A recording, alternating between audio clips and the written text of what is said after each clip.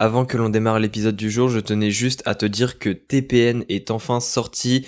TPN, c'est une méthode en 7 étapes qui va te permettre d'être autonome avec ta nutrition en créant ta propre stratégie alimentaire pour atteindre tes objectifs, que ce soit augmentation des performances sportives, perte de poids, prise de muscle, etc. Sans suivi et sans coach. TPN est actuellement disponible, je t'invite à cliquer sur le lien dans la description du podcast, c'est vraiment quelque chose à ne pas louper si tu ne souhaites pas être suivi mais que tu souhaites vraiment step up ta nutrition. Et maintenant, place à l'épisode du jour. Et salut à toi, aujourd'hui épisode numéro 200 du podcast. J'avais envie de faire un épisode assez spécial pour ça. Tu savais qu'il y avait les épisodes MBDO que j'ai essayé de faire mais que j'ai pas pu trop tenir au niveau du rythme. Et donc pour l'épisode 200, j'avais envie de faire un petit peu quelque chose de similaire mais pas exactement, puisque j'avais envie de remettre des extraits des 5 épisodes les plus écoutés depuis le début du podcast. Et pas n'importe quel épisode, j'ai plus particulièrement pris les 5 épisodes avec des invités qui ont été les plus écoutés dans le podcast. Donc il n'y aura pas d'épisode où ce sera moi qui parle. J'avais envie de changer un peu et de remettre un petit peu de la place aux invités qui sont venus. Et on aura du coup aujourd'hui pour ces 5 épisodes, on aura Mathias avec nous, on aura Clément avec nous, on aura Tom, on aura Yann et on aura Barbara. Donc on va commencer avec, donc je vais faire dans l'ordre, je vais faire du plus écouté au moins écouté au niveau du top 5. Et donc on va commencer par l'épisode avec Mathias qui était sur la fatigue. Et plus exactement, l'épisode s'appelle Mieux comprendre et gérer la fatigue quand on est sportif. C'est l'épisode numéro 108. Si tu veux aller l'écouter en entier, il est franchement très intéressant. On démarre tout de suite. Justement, cette fatigue-là, et notamment parce que là, on est vraiment dans le cadre du sport, quelles sont les origines possibles de la fatigue? Dans les deux chercheurs que je citais juste avant, ils proposent une taxonomie en 2016 qui est assez intéressante parce elle tente de distinguer plusieurs pôles qui dialoguent bien sûr entre eux. C'est jamais qu'une seule origine. Il y a toujours plusieurs origines dans le cadre de la fatigue. Comme je le disais, la fatigue, c'est un gros mot. C'est un gros mot dans le sens, il est large, il englobe plein de choses. Et il y a deux sous-familles que Jacques Duchâteau et Roger Denoca distinguent. C'est d'une part ce qu'on appelle la fatigabilité perçue par l'individu lui-même, et d'autre part ce qu'on appelle la fatigabilité des performances. Et ça, c'est quelque chose qu'on peut mesurer, entre autres, par des données objectives, et notamment des données physiologiques. Si je prends le cadre de la fatigabilité des performances, alors on va distinguer deux choses qui sont généralement employées de toute façon dans le cadre des entraînements par les individus qui s'entraînent. On a le nerveux et le musculaire. En réalité, dans le cadre de la fatigabilité des performances et dans un cadre scientifique, nerveux et musculaire, ce ne sont pas vraiment des mots que l'on emploie. On emploie plutôt une fatigue dite centrale et une fatigue dite périphérique. Le périphérique correspond à ce que nous, on entend généralement par musculaire et central par le système nerveux. D'accord. Et dans ce cas-là, il y a tout un tas de phénomènes qui rentrent en interaction. Si on prend le périphérique, on va parler de phénomènes calciques, où on a une diminution de la sensibilité au calcium, et le calcium était responsable, entre autres, bien entendu, de la contraction musculaire. Il y a une difficulté à recapturer ce calcium par certains organes, petits organes au sein de la cellule que l'on appelle un réticulum sarcoplasmique. Donc bref, il y a plein de choses comme ça. Globalement, ce qui est atteint, c'est la fonction contractile, c'est-à-dire la capacité des fibres musculaires à se contracter et donc à produire une force ou à produire suffisamment de force pour maintenir un effort au cours du temps. Okay. Donc ça, c'est le périphérique. Et puis au niveau du central, on se retrouve vraiment avec tout un tas de processus, par exemple des diminutions d'activation, ce qu'on appelle volontaire, c'est-à-dire la diminution de la capacité d'envoi du potentiel d'action le long du tractus corticospinal pour arriver au muscle et donc faire en sorte que le potentiel d'action arrive à la fibre musculaire et qu'elle puisse se contracter. Donc il y a plein de choses qui peuvent expliquer ce phénomène. Ce sont des phénomènes assez complexes et qu'en réalité, on ne comprend pas si bien que ça à l'heure actuelle. D'accord. Donc ça, c'est le nerveux, donc entre guillemets le central, donc plutôt le central, et le périphérique, donc entre guillemets le musculaire, c'est la fatigabilité des performances. Et puis à côté, tu as la fatigabilité perçue. Et cette fatigabilité perçue, on peut la distinguer à nouveau en deux pôles. Soit l'homéostasie, qui va considérer essentiellement les réserves énergétiques, la température, l'hydratation, ce genre de choses, l'oxygénation par exemple. donc le traitement de l'oxygène au niveau périphérique, au niveau des tissus périphériques, donc avec la saturation ou la désaturation en oxygène, entre autres. Et d'autre part, on peut se retrouver avec des états psychologiques. Et ces états psychologiques, on va parler d'état d'éveil, on va parler d'attente, de motivation, de douleur. En général, quand la douleur augmente, on a une tendance à avoir notre fatigue, ou en tout cas les temps de maintien jusqu'à l'échec, par exemple, notamment isométrique, diminuer. Donc voilà, tous ces paramètres, ça peut être des origines qui peuvent expliquer le mot fatigue au sens général du terme. À noter que ces origines sont, bien que toutes impliquées dans n'importe quel type d'effort, ne seront pas forcément impliquées dans les mêmes proportions en fonction des efforts. Et donc, on peut se retrouver avec, en général, et je vais faire une forme de caricature, c'est un petit peu plus subtil que ça, mais si je dois simplifier et caricaturer, quand l'effort est court et intense, donc se rapproche des capacités de production de force maximale de l'individu ou des capacités de contraction en termes de vitesse de contraction maximale de l'individu sur des temps relativement courts, donc 30 à 60 secondes au grand maximum, quelque chose comme ça, on se retrouve essentiellement avec des implications qui sont périphériques, contrairement à l'idée reçue qu'on entend bien souvent. Les entraînements de musculation, par exemple, qui impliquent directement des hauts pourcentages de force maximale la plupart du temps, sont des efforts qui sont caractérisés par une fatigue essentiellement périphérique et un peu moins, voire parfois pas du tout, au niveau central. Donc la plupart du temps, on a une idée reçue en disant que quand on se sent fatigué en musculation, c'est parce que c'est nerveux. Alors, en fait, les données expérimentales nous disent absolument tout le contraire. Les marqueurs que l'on utilise pour de ce qui relève du nerveux ne sont généralement pas du tout les plus majoritaires, ou en tout cas les plus importantes. C'est essentiellement périphérique. Et puis, en se dirigeant vers des efforts qui sont de plus grande durée, avec des intensités un peu moindres, alors la place du périphérique a une tendance assez forte à diminuer, voire carrément à être la moitié en fonction des certains marqueurs que l'on peut observer. Mais la place centrale, elle, a tendance à augmenter. Donc le périphérique diminue, le central augmente, et donc ça va à l'inverse de nos idées reçues, en tout cas selon les données expérimentales dont on dispose, et ça va d'exercices du terrain et des compétitions sportives comme des exercices de laboratoire. Les deux coïncident la plupart du temps. Et donc, si les efforts sont longs à relativement faible intensité ou à intensité modérée, la fatigue sera plutôt dite, entre guillemets, globale, avec l'implication de très nombreux facteurs, dont le central, qui est assez important, et le périphérique, mais un peu moins important pour le périphérique. Et au contraire, un effort très intense, de courte durée, plutôt périphérique et parfois pas du tout central, mais bien souvent avec un tout petit peu de central quand même. Donc globalement, c'est un peu comme ça qu'on peut résumer l'origine selon les types d'efforts. Et on va maintenant passer à l'extrait de l'épisode numéro 2, c'est-à-dire l'épisode le plus écouté chez les invités durant tout le podcast. Et c'est l'épisode numéro 15 qui se nomme La relation entre allergie et alimentation. Et cette fois-ci, on est avec Clément, c'est parti. Par exemple, là, d'après ce que tu viens de dire, l'alimentation peut être un des facteurs qui peut jouer dans l'apparition des allergies, donc avec l'environnement lui-même, avec plein d'autres de facteurs aussi. Et du coup, en fait, une fois qu'on a une allergie, est-ce qu'il y a, on va dire, certaines astuces qui correspondent à la grande majorité des allergies, parce qu'après, bien sûr, ça diffère aussi en fonction de l'allergie en elle-même, au niveau de l'alimentation, pour pouvoir éviter de trop connaître les symptômes allergiques. Oui, ça, tu as ça. Euh, Après, il faut peut-être des fois régler les problèmes de base parce que souvent, c'est les enfants qui sont allergiques. Tu peux avoir beaucoup de problèmes au niveau du microbiote. Mm. Et en gros, une diversité un peu moindre. Et ça peut poser problème. Et il faut déjà essayer de régler ce problème. Et chez les adultes qui développent des allergies, un peu plus tard, tu as moins de. C'est moins ce qu'on appelle une dysbiose, un problème de microbiote qui serait délétère. Tu as moins ce phénomène.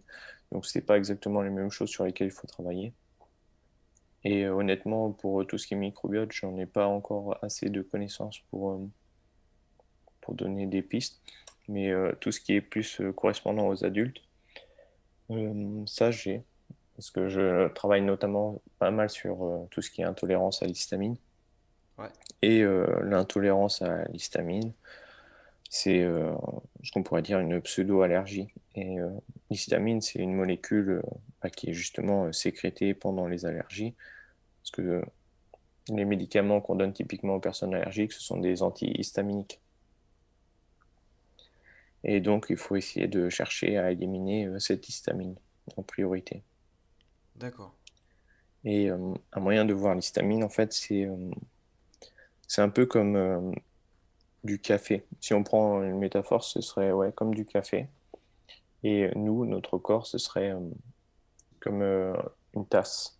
Et certaines personnes ont des tasses plus ou moins grandes et d'autres plus ou moins petites. C'est genre, tu te prends un mug et d'autres ont juste un petit expresso, quoi. Hmm. Et en gros, quand on va verser du café, donc de l'histamine, c'est-à-dire tous les aliments qui peuvent contenir de l'histamine, ce serait de type aliments vieillis, fermentés, comme des charcuteries, les légumes fermentés type chou en choucroute, les conserves, les poissons, les poissons vieillis, alors ça c'est encore pire. Euh, tout ça, les agrumes aussi peuvent poser problème, les noix ou autres. Et tout l'environnement, les acariens, les poussières dans la maison, le pollen d'or, toutes ces choses qui vont sensibiliser. Ouais, donc c'est une somme en fait. Ouais, c'est une somme. Et en gros, ça te fait tout ton café. Et en fonction du récipient que tu as, et bah, quand tu le verses, ça peut vite déborder ou pas. Ouais. Et donc, le moment où ça va déborder dépend de la personne. Ouais, c'est un degré de tolérance qui varie en Ouais, fonction de chacun. oui, c'est ça. Et donc, en gros, l'idée, c'est d'éviter de faire déborder pour éviter d'avoir les réactions de type allergique et liées à l'histamine. Et quand ça déborde, le premier réflexe à avoir, souvent, c'est d'arrêter de verser. Donc, réduire son exposition aux aliments qui peuvent poser problème, réduire son exposition aux poussières, aux pollen, aux choses comme ça. Et la stratégie aussi, c'est de mettre une sous-tasse. Et la sous-tasse, ce serait correspondant à tout ce qui va être complément ou optimisation au niveau alimentaire ou autre. D'accord. Et moi, je considère que ouais, c'est surtout les compléments. Et ce qui peut être intéressant, il y avait une étude allemande sur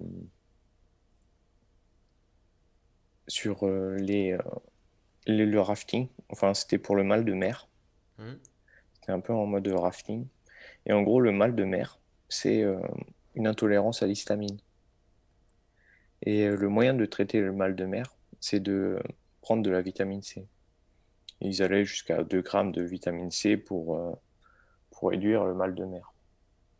Et ils ont constaté que ça avait une influence positive sur la réduction de l'histamine. Et donc, de ce fait, je me suis dit qu'une des bonnes stratégies à faire, c'est d'utiliser la vitamine C pour éliminer l'histamine. D'accord. Et donc, ça a l'air plutôt pas mal de fonctionner pour les personnes à qui je fais ça et pour moi-même. Et donc, ça, c'est une des stratégies. Et en fait, c'est de soutenir globalement tout ce qui va être autour de la DAO. La DAO, c'est la diamine oxydase. C'est une enzyme qui sert à éliminer l'histamine, qui se retrouve essentiellement dans les intestins. Et l'autre système d'élimination de l'histamine, ça va être tout ce qui est autour de la méthylation. Ok. Et donc, il faut essayer de soutenir la DAO et la méthylation pour réussir à éliminer correctement cette histamine et les réactions allergiques. Et donc, je suppose que la vitamine C, c'est un cofacteur de la DAO. Oui, c'est ça. Ok. Et il y en a d'autres. Et souvent, en fait, ce qui est intéressant, c'est que, vu que je m'intéresse beaucoup aux micronutriments, à tout ce qui est vitamines et minéraux, Hmm. c'est qu'il y a des relations souvent entre les vitamines et minéraux, et certains fonctionnent quasiment tout le temps ensemble. Et ce qui fonctionne bien avec la vitamine C, c'est le cuivre. Et on retrouve justement pour la DAO des besoins en cuivre. Et qu'est-ce qui sert à éliminer aussi l'histamine? Le cuivre. C'est un antihistaminique naturel. On va à présent passer à l'épisode numéro 3, l'épisode le plus écouté, le troisième. Et cette fois-ci, c'est l'épisode numéro 97 qui s'appelle Comment faire sa prise de masse, comment bien faire plutôt sa prise de masse musculaire. Et on est avec Yann, c'est parti. Mais est-ce que par exemple, tu penses que dans d'autres sports, etc., c'est aussi intéressant de faire une prise de masse? Ouais, bien sûr. Bien sûr, bien sûr. Ça peut paraître bête, mais c'est le premier exemple qui me vient en tête. Ça peut être, par exemple, alors c'est pas très, très démocratisé en France, mais tout ce qui est sumo, par exemple, ce sport-là, ça peut, forcément, plus tu pèses, mieux c'est dans ce type de sport-là. Ouais. Je pense notamment à, comment dire, tu vois, moi, par exemple, je suis boxeur. Et dans certaines catégories de poids, il y a des personnes qui comment dire, ont le punch, ont la vélocité, etc. Mais manquent, par exemple, comment dire, un petit peu d'impact. Et en boxe, par exemple, lorsque l'on va prendre du poids, quand tu sais bien utiliser tout ton poids de corps en boxe, alors quand je dis prendre du poids, c'est à une certaine mesure, bien sûr. Quand tu sais utiliser ton poids de corps, bien transférer tes appuis, etc., si tu pèses un peu plus lourd, ça va t'aider à avoir aussi un petit peu plus d'impact. Et là, ça peut être intéressant notamment de faire une prise de masse. Après, reste à savoir si tu restes dans ta catégorie, mais ça, c'est encore autre chose. Mais là, dans ce cas de figure, ça peut être intéressant aussi, ouais. Pour la force, forcément, puisque tu vas avoir plus de réserves, plus de réserves de glycogène, de choses comme ça. Donc, ça va être très intéressant. Et donc voilà. Et d'ailleurs, petit aparté, parce que j'aime beaucoup quand tu parles de digestion, tu vois, il y a une erreur aussi qui est souvent faite en prise de masse, c'est que lorsqu'on va être débutant, on va être amené à faire justement du bulking avec des aliments, on va dire, pas très intéressants. Alors, encore une fois, je pense qu'on y reviendra après, mais un aliment pas intéressant, on peut en intégrer si ça nous fait plaisir, mais encore une fois, faut pas que ça devienne la majeure partie de notre alimentation. Mais le problème d'une alimentation ultra transformée, par exemple, c'est qu'avec certaines quantités, et encore une fois, ça dépend du profil de la personne, on peut avoir certains soucis de digestion. Et ça, en prise de masse, c'est un facteur qui est trop souvent négligé. Oui, notamment qu'en prise de masse, enfin, tu vois, en prise de masse, c'est un peu là où aussi, par exemple, dans tout ce qui est sport de force, où on en profite vraiment pour taffer ses perfs parce que c'est rare qu'on ait moins d'énergie en prise de masse, hein. C'est souvent là où on déborde un peu d'énergie, etc. Et du coup, le fait de mettre sa digestion un peu en galère, ça fait que forcément ça va impacter notre capacité à faire de bonnes perfs et au final c'est un peu contre-productif. Donc je pense que c'est intéressant effectivement que tu aies détaillé ce point-là. Effectivement. Donc, Ouais, merci. Mais ouais, c'est vrai que c'est un point trop souvent négligé. Et je le mentionne parce que je sais que moi, ça a été une erreur que j'ai longtemps faite et que des personnes, justement, peut-être qui te suivent, je sais pas, mais en tout cas, des personnes qui me suivent ont tendance à faire cette erreur-là aussi, ouais. Ouais. Et maintenant qu'on a vu un petit peu dans quel cas ça peut être intéressant de faire une prise de masse, un petit peu de se situer, pour toi, est-ce que tu pourrais nous dire un peu le top 3 des situations, en quelque sorte, où faire une prise de masse, ça serait plutôt une erreur? Ouais, bien sûr. Alors, ça peut paraître un peu bête, mais forcément, si vous avez un certain surpoids, si je peux dire, parce que tu as des personnes, on va dire le starter pack du Go Muscu par excellence, c'est de se dire, je commence la muscu, prise de masse. Et ça, je le vois encore une fois sur des personnes qui me suivent, qui ont, on va dire, un certain surpoids et qui veulent se lancer dans une prise de masse, pensant que, par exemple, c'est ce qu'il faut absolument faire pour développer de la masse musculaire. Alors que, encore une fois, si je reprends un peu ce profil type, ça va pas être une bonne chose. Parce qu'ils vont être amenés à faire plus de gras que de construire de la masse musculaire. Auquel cas, pour ce type de profil, ça peut être intéressant de faire un déficit calorique tout en faisant de la musculation. Parce qu'encore une fois, quand tu débutes, par exemple, si je reprends le cas de mon débutant, quoi qu'il fasse, il va progresser. Et il va facilement faire créer de la masse musculaire. Donc là, pour ce profil type, je pense vraiment que c'est pas très judicieux de faire une prise de masse. Ouais. Donc ça, c'était ton premier, on va dire, profil. Est-ce qu'il y en a d'autres où ça te paraît pas forcément, on va dire, de manière aussi impactante, en mode oui, c'est logique, etc. Mais est-ce que pour toi, il y a d'autres situations où une prise de masse, faudrait beaucoup plus se poser la question et se dire que c'est peut-être pas la meilleure chose à faire? Oui, bien sûr. Alors, il y a des personnes, par exemple, qui vont faire deux sports, tu vois. Il y en Mhm. a qui vont faire de la musculation et un sport où il faut respecter certaines catégories de poids, on va dire. Et par exemple, moi, j'ai été confronté à ce dilemme où tu as deux passions, c'est-à-dire un sport que tu pratiques à côté et la musculation. Tu es tenté à faire une prise de masse, tu vois. Si ton objectif, c'est, je sais pas, je vais reprendre mon exemple de boxeur, admettons, ou même, tiens, de judoka ou peu importe, tu as de grosses ambitions, de gros objectifs en termes de compétition de judo ou de karaté ou que sais-je, ou Mhm. même de boxe, là où tu dois respecter une catégorie de poids. Continuer une prise de masse dans ce cas de figure n'est pas très intéressant puisque à une certaine mesure, la prise de masse va déjà comment dire, te faire ne plus être dans ta catégorie de poids, premièrement, mais aussi à une certaine mesure, la prise de masse, donc là je parle vraiment de la prise de masse non contrôlée, le bulking, va au final suspendre ou diminuer certaines de tes autres aptitudes physiques, comme Mhm. par exemple l'endurance, la vélocité, des choses comme ça. Ouais. Et là, par exemple, la prise de masse n'est pas forcément très utile. On va à présent passer au quatrième épisode le plus écouté et c'est l'épisode avec Tom qui s'appelle Comment guérir des ligaments croisés sans opération et c'est l'épisode numéro 110. C'est parti. Ok. Et maintenant que tu nous as expliqué, parce que là tu nous as déjà teasé que toi tu les as eus et que du coup t'es, on va dire, sorti de la galère. Et justement, donc ça, tu nous as parlé, on va dire, du traitement traditionnel en quelque sorte. Et comment est-ce que toi, tu as fait pour guérir des ligaments croisés? Et est-ce que tu pourrais nous expliquer, on va dire, parce que je me doute qu'il n'y en a pas qu'une seule, les différentes étapes un peu que tu as suivies Mm. Alors, donc, je vais récapituler un peu, moi, voilà, ce que j'ai fait pendant la phase où je me suis blessé. Donc, moi, je me suis blessé le 13 juin 2021. Donc, voilà, c'est pour ça que je disais un peu plus d'un an, parce que là, à l'heure où on enregistre, on est en août Ouais. 2022. Et donc, là, à l'heure actuelle, donc on est un peu plus d'un an plus tard.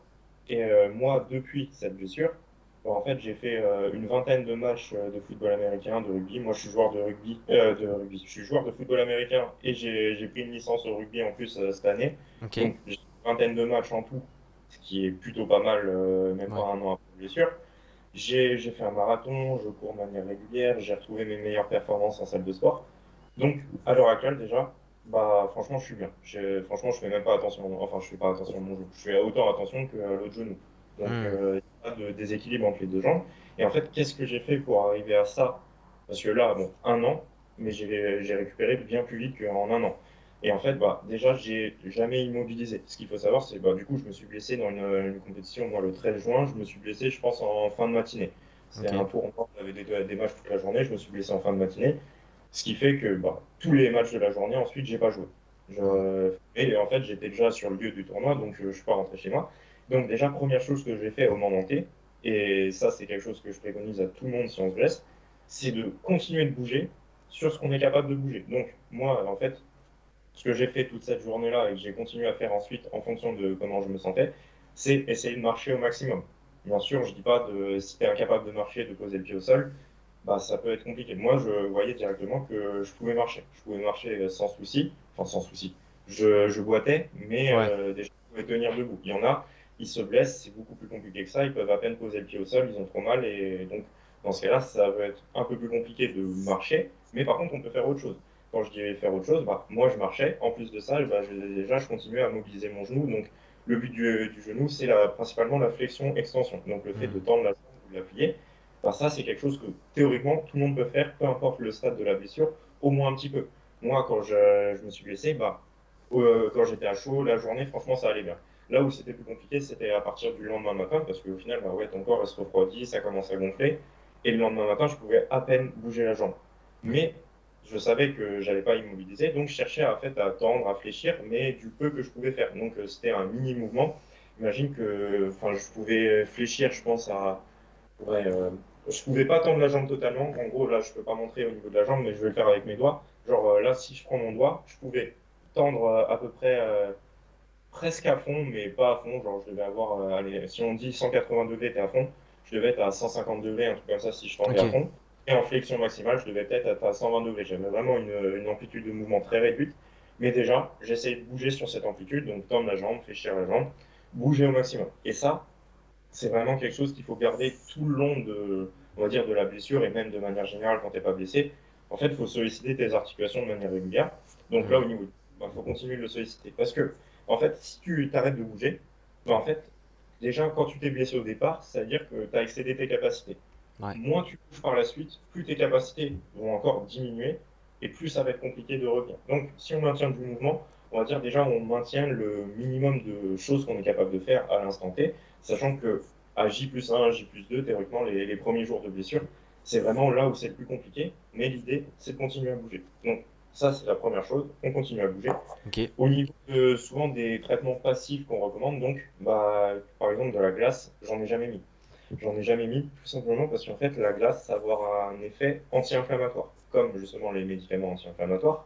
Et en fait, leur but de ces médicaments-là, c'est de réduire l'inflammation pour réduire les douleurs. Mhm. Et en fait, ça dépend du contexte, mais généralement, je ne les recommande pas parce que là, dans le cadre d'une blessure au genou, bah, pour moi, la douleur, elle était largement tolérable. Je dis pas que ça faisait pas mal, mais c'était pas quelque chose où vraiment je souffrais le martyr.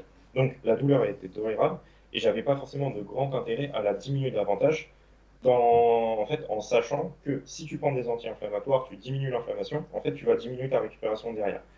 En fait, vraiment, l'inflammation suite à une blessure, c'est quelque chose qui va te permettre de récupérer. C'est quelque chose qui va, en fait, engendrer le processus de cicatrisation des tissus. Si tu n'as pas ça, si tu limites ça, bah, derrière, ton corps, il récupère de manière plus longue, moins efficace.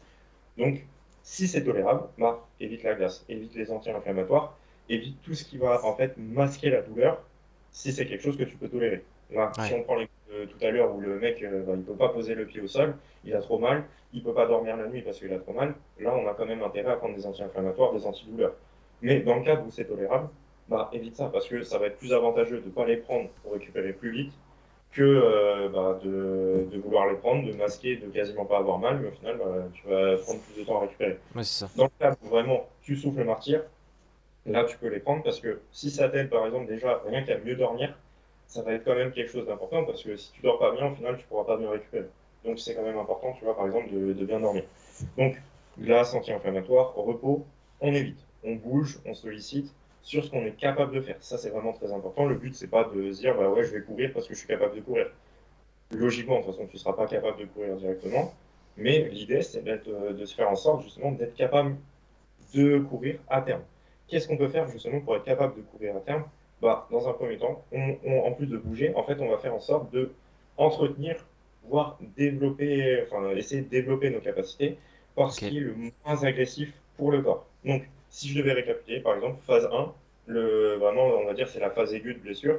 On cherche à diminuer la douleur. Ça, c'est pour moi, c'est l'objectif de la phase 1, c'est de diminuer les douleurs pour justement ne pas souffrir le martyr au quotidien. Et ça passe par éventuellement anti-inflammatoire si vraiment, vraiment c'est trop compliqué. Mais généralement, ça va être plus être mouvement et en fait des contractions isométriques. Ça va permettre de masquer la douleur. Parce que ces contractions-là, donc les contractions isométriques, pour ceux qui ne sont pas familiers avec ça va être des contractions musculaires sans mouvement. Donc sans mouvement, admettons, tu pousses dans un mur avec tes bras, c'est une contraction isométrique parce que tu vois bien que tu fais un effort, tes muscles se contractent, mais en soi, il n'y a pas de mouvement. Mhm. L'avantage de ces contractions-là, c'est que lorsqu'elles sont suffisamment longues, en fait, ça va avoir un effet d'inhibition de la douleur. Donc, dans le cadre du genou, si on fait des contractions isométriques, que ce soit, bah, je sais pas, chercher à pousser dans le sol, à fléchir la jambe, à pousser dans un support, etc., de manière statique, bah, en fait, au fur et à mesure du temps, bah, j'aurai de moins en moins de douleur. Donc, ça, c'est quelque chose qu'on peut faire directement et que j'ai fait dès le premier jour. Là, j'étais sur le terrain, là où je me suis blessé, bah, je commençais déjà à le faire. Ok. Je l'ai fait dans la voiture, je l'ai fait après moi chez moi. Je le faisais tous les jours, plusieurs fois par jour. Là, si on devait prendre un protocole un petit peu en tête, bah, on se dit, je contracte pendant 30, 60 secondes, à peu près ça, entre les deux durées. Et en fait, bah, je le fais plusieurs fois. Et ça, je peux le faire tout au long de la journée parce que le but, vraiment, au début, c'est de diminuer les douleurs. Sachant que ces contractions-là, c'est vraiment des contractions à faible intensité, parce que si je contracte plus fort que ça va être très douloureux. Hmm. Très douloureux. Par contre, ça va pas être dangereux. C'est pas parce que ça fait mal que je vais forcément me péter un truc. Il faut différencier les deux. Et dans la mesure en fait des contractions isométriques, vu qu'il n'y a pas de mouvement, j'ai aucun risque de péter quelque chose au niveau du genou si c'est fait correctement. Donc, je peux, on va dire plus ou moins forcer entre guillemets, parce que je sais que je vais rien casser au niveau du genou. Ouais. Donc, je fais ces contractions-là, j'ai aucun risque. En plus de ça, ça diminue mes douleurs. En plus que ça diminue les douleurs, ça va permettre d'avoir des contractions musculaires, donc de maintenir un minimum les capacités. Sachant que le but, ça va être de progresser au fur et à mesure sur l'intensité que je suis capable d'y mettre. Ça, c'est au fur et à mesure du temps.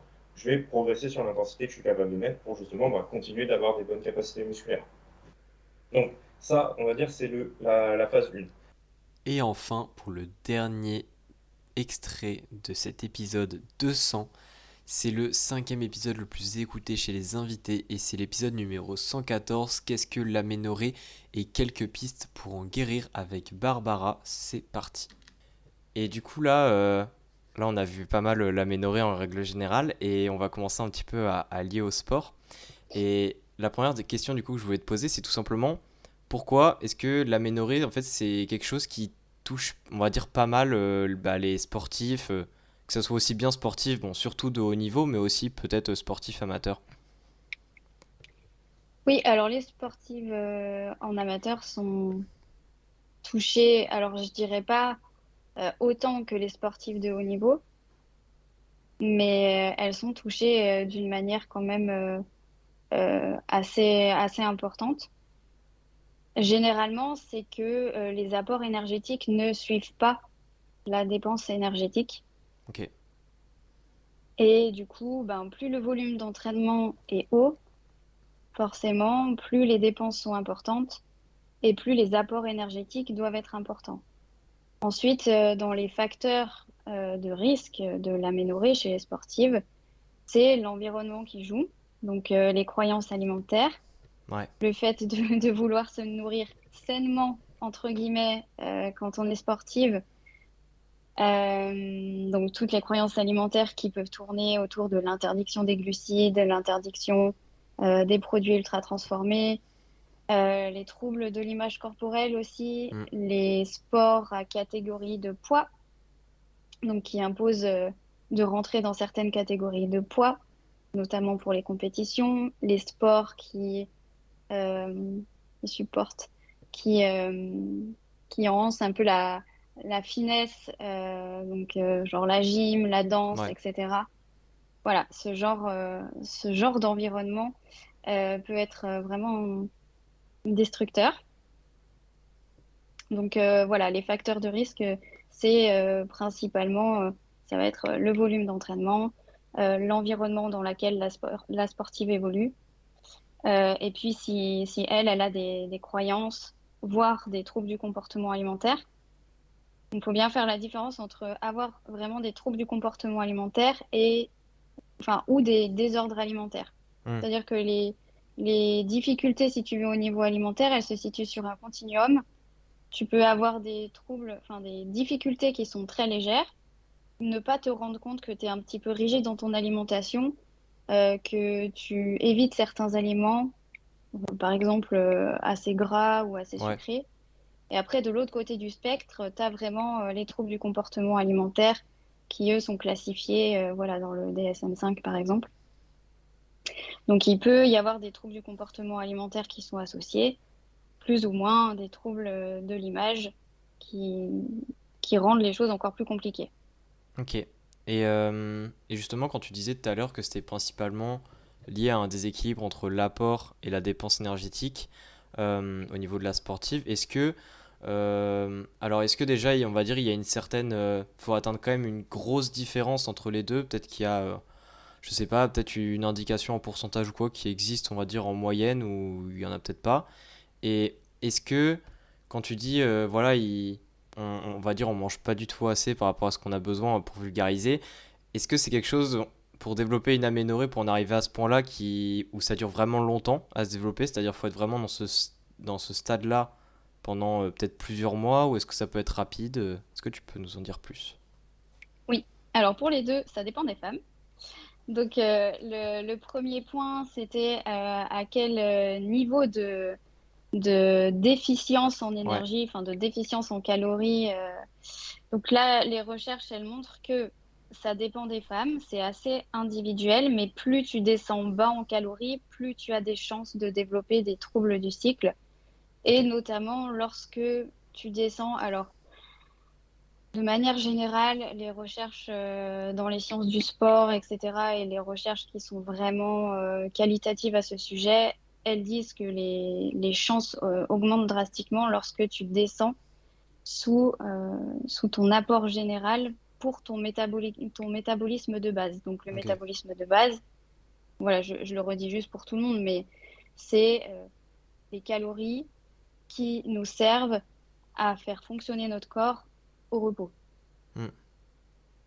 Voilà, et lorsqu'on descend sous cet apport-là, les chances augmentent drastiquement de manière statistique, mais ça dépend des femmes. Il y a des femmes qui en dessous ne développeront pas de troubles du cycle, il y a des femmes en dessus qui commenceront déjà à développer des troubles du cycle, donc ça dépend. Mais de manière générale, en tout cas, plus tu descends les calories, Ouais. peu importe si tu as un poids normal ou pas. Ça peut être un peu différent chez les femmes qui ont beaucoup de graisse corporelle, mais là on parle d'obésité, donc c'est pas du tout le même contexte. En tout cas, chez les femmes qui ont un IMC complètement normal et un taux de masse grasse normal, Hmm. plus tu descends bas en calories, plus tu as des chances de développer des troubles du cycle. Ok. Donc ça, c'est la première partie. Et tu me disais le temps, c'est Ouais, ça? c'est ça. En combien de C'est temps, on va dire, est-ce qu'il faut beaucoup de temps en étant en grosse déficience pour développer l'aménorrhée ou pas? Ça dépend. Donc là, c'est pareil. Il y a des études sur 3 mois, elles montrent déjà des troubles du cycle. D'autres sur quelques jours, elles montrent des troubles du cycle. Donc, enfin, elles montrent des signes qui montrent que potentiellement le cycle menstruel va être perturbé. Et ça, indépendamment de l'exercice physique. Ok. Voilà. Quand on commence en fait un exercice physique, si on maintient les calories à maintenance, la fonction de reproduction s'adapte correctement. Donc c'est complètement faux de dire qu'il est normal d'être en aménorrhée parce qu'on fait beaucoup de sport. Et on en a fini pour tout ce qui est des extraits des 5 épisodes avec les invités les plus écoutés. J'espère en tout cas que ces extraits t'auront plu. Évidemment, les épisodes sont beaucoup plus longs, donc c'est pour ça que je t'ai donné les titres. Si il y en a un des 5 ou même plusieurs qui t'intéressent, n'hésite pas à aller l'écouter en entier. Ce sont vraiment des pépites et les épisodes avec les invités, c'est ceux que j'adore faire. Je parle pas beaucoup, mais c'est vraiment ceux que j'adore. D'ailleurs, en parlant de ça, est-ce qu'il y en aura bientôt des nouveaux? Parce que ça fait très longtemps que je n'en ai pas fait. C'est surtout une question de temps, parce qu'en fait, il faut prévoir évidemment avec les invités pour enregistrer les épisodes, etc. Et c'est assez compliqué en ce moment de pouvoir faire ça, parce qu'évidemment, il n'y a pas que mon emploi du temps qui est déjà assez compliqué, il y a aussi l'emploi du temps de l'autre personne. Donc, est-ce qu'il y en aura? Bah, j'ai envie d'en faire, mais il faut qu'il y ait une meilleure période pour le faire. Donc, dès que je peux, on va dire, j'essaierai d'en refaire. Je sais qu'à une période, j'étais à un par semaine, j'étais à fond. J'aimerais bien repasser un peu sur quelque chose comme ça un jour, mais pour le moment c'est pas encore le cas. Et sinon, bah merci beaucoup en tout cas pour toutes les personnes qui écoutent le podcast de manière régulière. On est déjà à 200 épisodes, on est presque à 3 ans du podcast. Ça sera au mois de décembre, les 3 ans. Donc merci beaucoup, évidemment, l'idée c'est d'améliorer petit à petit la qualité, que ce soit la forme et le contenu, notamment l'audio. J'essaye de travailler l'audio un petit peu plus ces temps-ci. C'est compliqué, je sais que des fois ça m'arrive d'oublier de brancher le micro pour un épisode, donc c'est vraiment des erreurs bêtes, mais je fais en sorte d'améliorer l'audio petit à petit. Par rapport aux anciens épisodes et même les épisodes avec les invités, on remarque quand même une certaine différence. Et au niveau du contenu, bah, j'essaye toujours de procurer des nouvelles informations, de mettre à jour et aussi de créer, on va dire, des certains concepts et d'être suffisamment précis dans les épisodes pour apporter un maximum de valeur.